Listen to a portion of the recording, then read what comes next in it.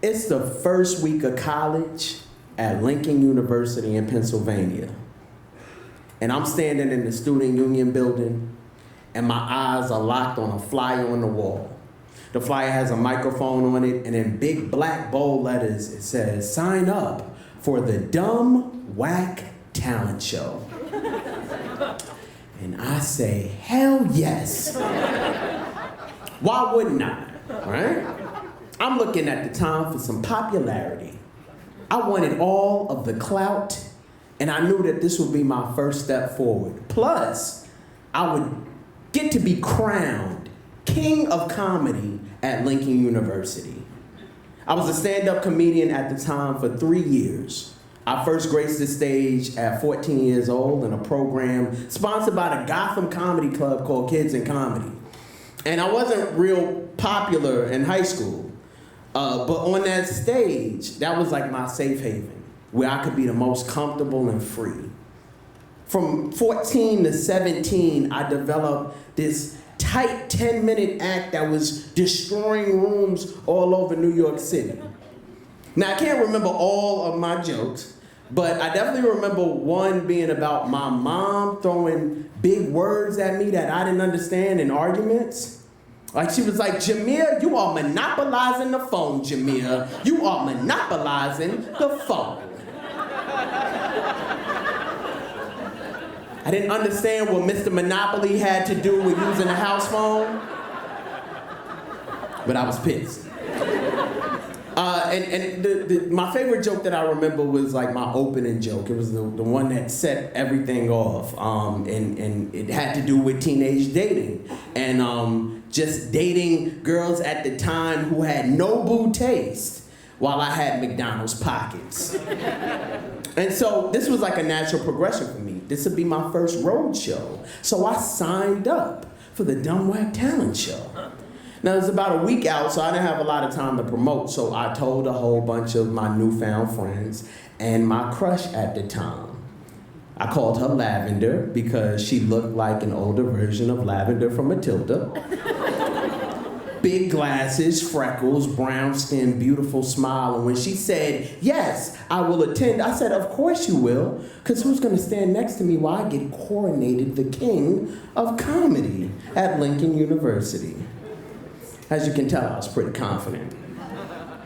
The only thing I was really worried about was what I was going to wear. All my favorite comedians were fly, but they all wore leather.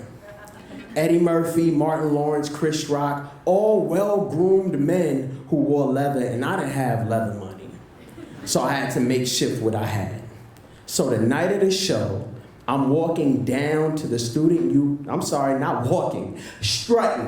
strutting down to the student union building in my crisp white polo shirt with blue stripes on it, some real dark denim jeans, and my white and blue patent leather Air Force Ones. I was clean, y'all. Thank you, okay. That's so gracious. I didn't have probably the cologne or smell goods that they had, but I did have my dad's half-used bottle of jupe. And I sprayed that in the air. So now I'm clean, confident, and smelling like a 58-year-old divorcee. I was ready. I get to the backstage of the sub where all the talent is, and there's a camera crew from the local Lincoln television station. And they asked if they can interview me, and I said, sure. And I gave them my introduction. I'm Jameer Pond. I'm from Brooklyn, New York. I'm a stand-up comedian, and I'm gonna be famous one day, and I'm gonna make Lincoln a lot of money.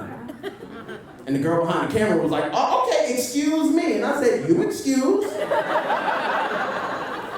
The confidence had kind of teetered over the cocky, but I said what I said, and I stood on it. Finally, the MC of the show calls my name and said, "We got Jameer Pond coming up next. He's gonna do a little comedy for y'all. Give him a round of applause." And as I'm walking up the stairs, I hear scattered round of applause, and I stand on stage, and the first thing I noticed, it is really bright in here. Now, usually I'm doing clubs and venues like this where I could barely see my hands. At this point in the Student Union building, I'm seeing over 300 plus black people faces, and they all had the same, "You better be funny" face. I was slightly nervous, I can't lie. But when I looked over to the right, I saw my friends that I had asked to come, and I saw Lavender. And she gave me a thumbs up and mouthed, "Good luck, boo." And I said, "Thank you, boo." And that's all I needed. I grabbed the microphone confidently, I placed the mic stand behind me, and I proceeded with my joke. Here's my joke face. Okay, hey y'all.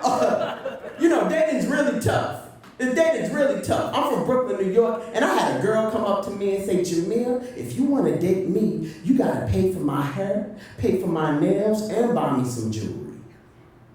I looked at her like she was crazy. Now here's the punchline. I got $2.50 in my pocket. You better decide whether you want cheese on your burger or not.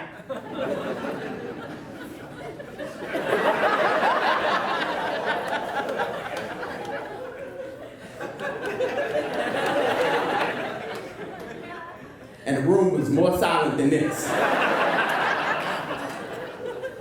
I had to check the microphone to see if it was on, because usually when I get to $2.50, people are holding their sides. But as I'm looking at the 300 plus black people faces, they are all blank and kind of looking at me like, where are the jokes? I'm standing on stage in silence. Felt like the longest time ever.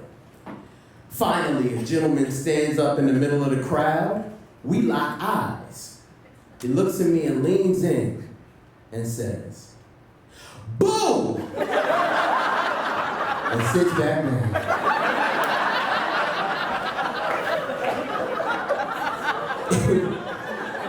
It's like a dagger hit my chest. I had never been booed before, let alone single booed.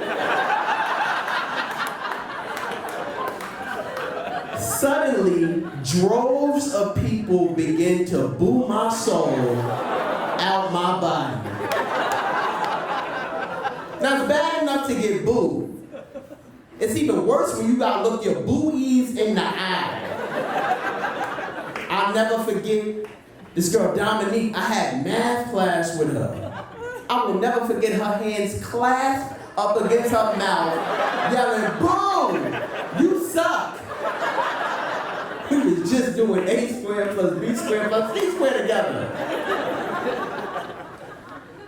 I look over at Lavender, and she no longer has one. The winning smile or the thumbs up is more like, yeesh. I don't know if I want to be around for this coronation of this king. I was too nervous, because I had never been booed before, to start any jokes up. I stood on stage and watched people actively boo me until I finally got sick and tired of it and I ran off stage. I know, man. As I'm running through the building, I'm thinking, I hope I don't run into that camera crew again, because I'm sure they got some questions for me. I ran all the way back to my dorm, depressed, embarrassed, hurt, and still smelling like a 58-year-old divorcee who lost everything at this point now. I just got a cat with me now. And I stayed in my room for 3 days because I wanted to evade the barrage of those constant boos that I still had in my head. And finally, I left my room. Not because I wanted to, but because I had class. It was Monday. I still had 3.998 years left on campus.